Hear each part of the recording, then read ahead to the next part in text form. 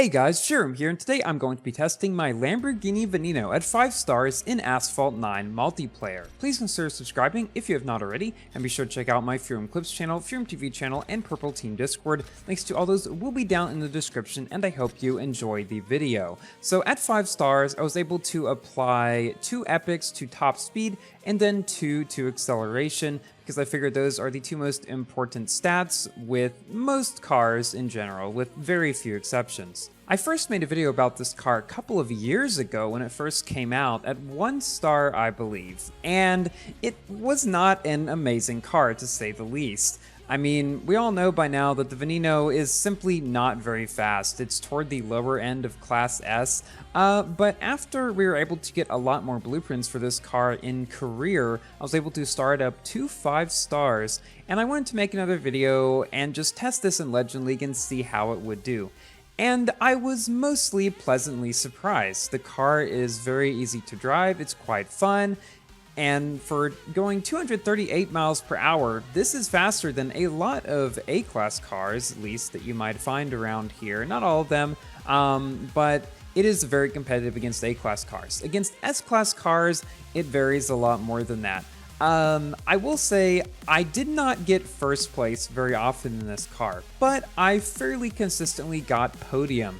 So while you may not necessarily win a lot of races like getting first place in Legend League with this, simply because it's not fast enough to compete well against a lot of cars in S-Class, even ones that aren't like high-end S-Class, a lot of times it is good enough to at the very least get podium and gain some rating. And that's what I was able to do in this car. I was able to gain a decent amount of rating, even coming in second and third place a lot of the time. And in this video, you're going to see 6 of the best races that I had on a variety of different kinds of tracks, around 1800 to 1900 rating. And I had some truly bizarre results. In that first race on San Francisco, I lost to a Batista, but I beat a Jesko, an Altima, and a Sheeran.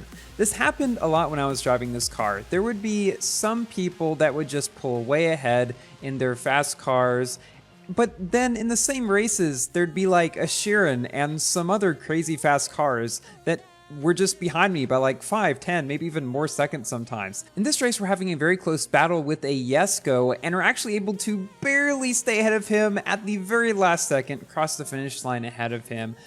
Same frame though, which is pretty cool. Even though we lost to a Devo, we did beat that Jesko, and an Owl, and a Tuatara. This is what I mean. I couldn't tell you why any of this is happening. Like, in this race here, we've got a Sheeran, a Jesko, a Speedtail, a Cento Dieci. Take a guess, which car is going to win? Will it be me? Will it be one of these fast cars? What position am I going to be in?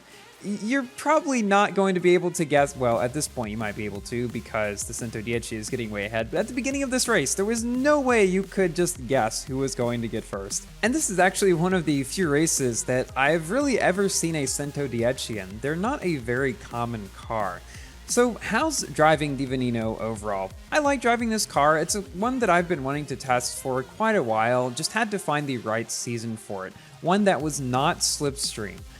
Because a slipstream season would just not work for this car, because Jeskos and other things like that would just be able to ride my slipstream and then get ahead of me, and we wouldn't have situations such as this where I'm able to pull ahead of all those cars. Which I somehow have managed to do. That Jesko is behind me at this point, even though the Cento Dieci is absolutely pulling away with it. We're still in a pretty easy second position here without too much of a struggle.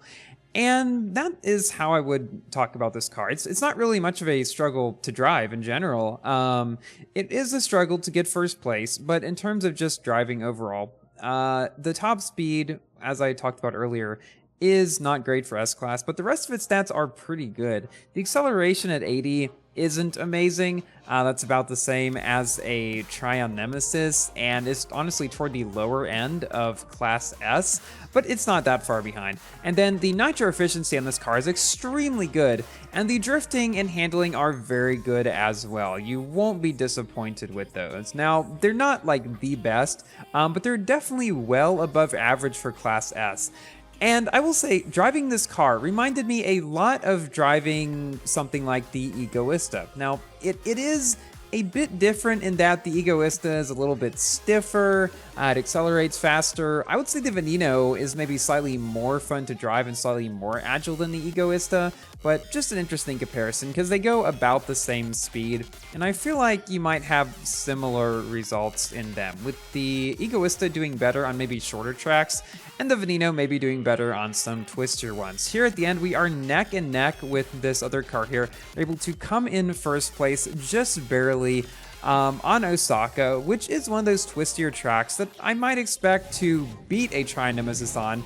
But the Tri-Nemesis was not the car that was directly behind me. It was the SC18, which also goes around the same speed as me.